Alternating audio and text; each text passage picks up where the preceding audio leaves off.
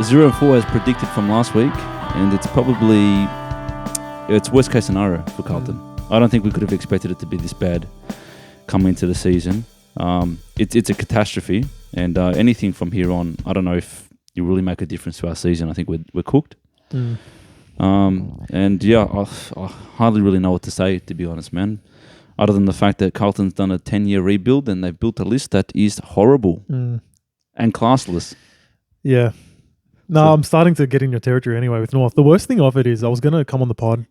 If North had a half-decent showing, I was going to call you Owen, have a bit of a joke about that. Yeah, I've called myself Owen, man. I can't even take the piss anymore. Like, we're 1 bit ahead.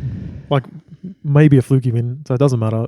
In terms of Carlton, man, I don't know. Like, how can a team... I mean, look, I know it's wet, and when it's wet, right, it exposes your skills, right? But the Collingwood Football Club look like gods compared to clumsy fools. Well, Sidebottom was like ball faking, walking around guys, like taking the piss at a certain point. He was smiling the whole game, Sidebottom. He was loving life. He loves killing Carlton, man. Yeah. And it's like, we talk about the Carlton-Collingwood rivalry. There's no rivalry, man. All they do is beat us.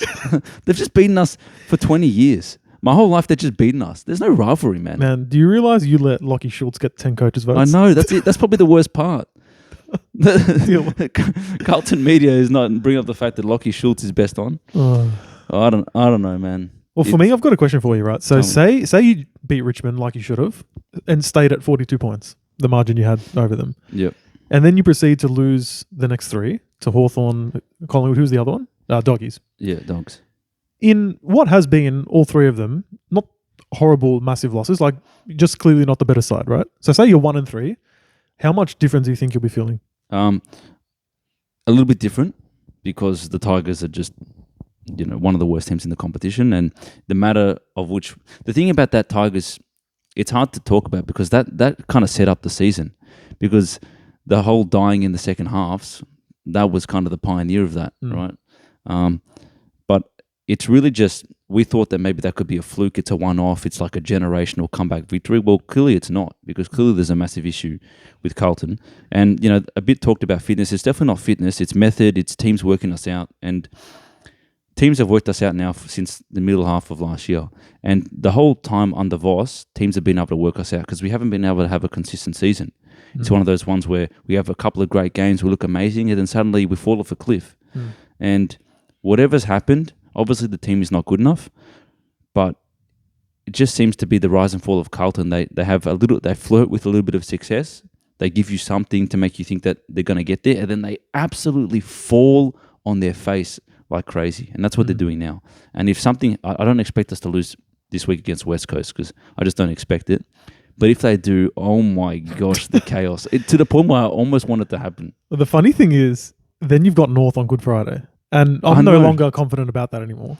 I should have no right to be confident. I've got no right to be confident either. You know what I mean? But if you don't convincingly beat the Eagles, I will start to get a little bit confident because they're atrocious as well. Yeah. The Eagles. Who knows? Look, Dean, if Carlton loses to West Coast this week, the heads that will roll, the damage... You would have to get sucked at that point, right? Surely. Look... 0-5, West Coast and Richmond losses, like it has to. The thing is maybe there's no point talking about if we lose because I think we will. Yeah. And Carlton's so lucky that they're under the fire, right? 0-4, terrible, embarrassing, but I think Harry's going to come back this week. Elijah Hollins will come back this week. We've got the worst opponent. You've got West Coast and North. Yeah. You can easily be 2-4. It gets him out of trouble a little bit potentially. Yeah. But if they lose, oh my gosh, man. Yeah. The chaos, like there'll be flares at Icon Park. Man. It'll be insane. One thing I wanted to mention, so Vossi, this isn't a Vossi thing per se, but like he's part of the coaching group that does this. What's your opinion on coaches not going up to the box anymore? Because I'll tell you what, I've sat at level 1 the last couple of weeks at North games. You can't get a gauge. At least I can't with my fan eye. I'm sure they're a bit different, but there's no way in my mind a coach is better off being down there. Yeah, look, the only reason, like I know a lot of coaches a lot of them actually coach from the boundary line, and Chris Fagan's probably the most notable one. Weird to me, yeah. It is weird, but since successful coaches do it, then I kind of go, all right, if they can do it, then Vossi can do it. And I know that it's also a team they coaches, so obviously Vossi in some format is getting fed a lot of information, and there's all the line coaches that make a lot of decisions, I'm sure, as well. So it's a team effort. So I don't really have too much of an issue with it. More so because I don't know how coaches actually structure and how they get fed information. But you're right. If the ball's on the other side of the ground, he can't even see it. That's what I'm saying. And I know Clarko's mentioned when he's been down, it's because we've had a young team and he wants direct feedback right to them as soon as they come off, less delay with the phones and whatever. But in the case of Carlton, it's kind of like you said, it's been a 10-year rebuild. Like, I know he hasn't been there the whole time, but he's been there long enough. He's had plenty of time. Yeah, to have the message and just make the calls from up there. But anyway, I don't know if that's a major talking point, but something I noticed. Look, it's clear that Vossi is not the guy for us, which is a tragedy because of how many coaches we've been through. But I'm not even calling for his head at this point because there's so many other issues. As I said, 10 years rebuild, right? It's not just Vossi that's failed this club. It's the players that have failed the club. It's the list management, which have a lot to answer for, right? And everyone higher up in management and CEO positions, board positions, have failed. Yeah. And the whole club has to look at themselves, have a good hard look at themselves and go, we weren't good enough and it's just unacceptable. If they hang out another coach to dry and the same people stay in with the same archaic almost mentality of how to run a football club, right, which that's what it seems Carlton is like. It seems like they just don't get it. It seems like they run the club like they did in the 80s and it just doesn't cut it anymore. You can just tell by the way they do their social medias.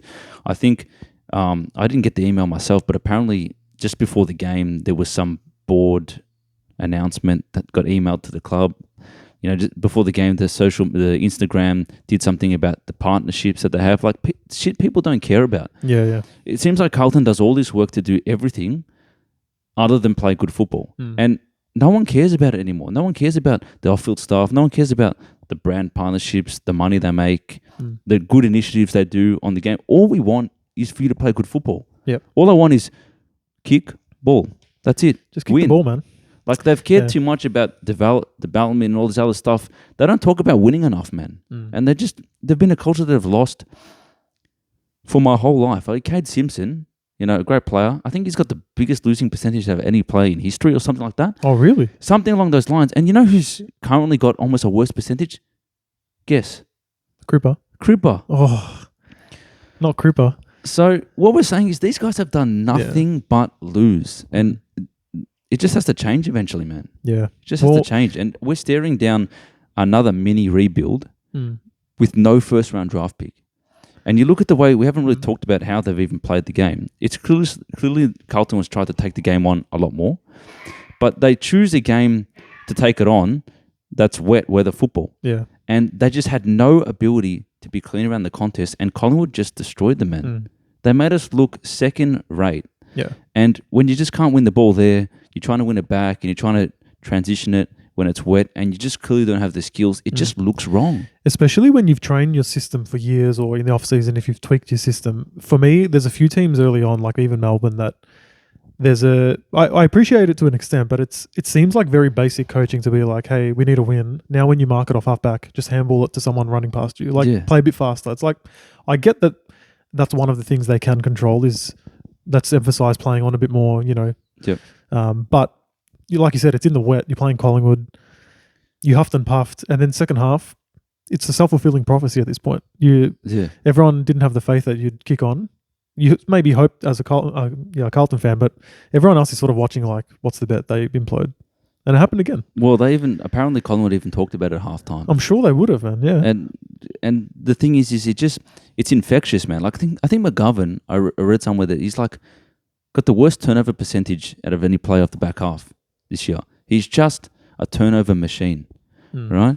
This is a guy that's meant to be skilled. This is a guy that's meant to be able to have a good kick in the back half. He's destroying us. And then he's just got the shakes. Ollie Hollands, he's trying hard, but he's kicking at 10 meters and turning over the ball. And then you're just watching this and you're thinking, this is a professional team and it's just a shambles. Then they'll get it. They'll kick it. Okay, better. Kick it. Gets to kind of the forward half, turnover. I've got to be honest, I was watching the last quarter and I realised you hadn't scored a goal in the whole second half. That's right. And a sick part of me was just like, wouldn't it be just funny if they just didn't get another goal?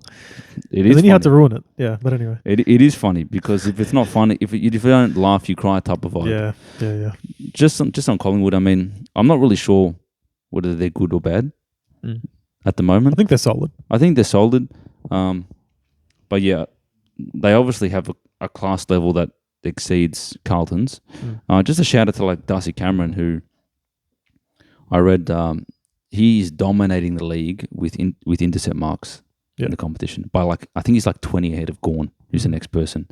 So that's something that with the eye test, you see that he gets a lot of intercept marks, right? A lot of contested marks. But when you actually put it to the stats, that's giving Collingwood so much transition ball, right? When, the game's up in the balance and he's taking those marks that all the other ruckmen in the competition aren't anywhere near what he's at.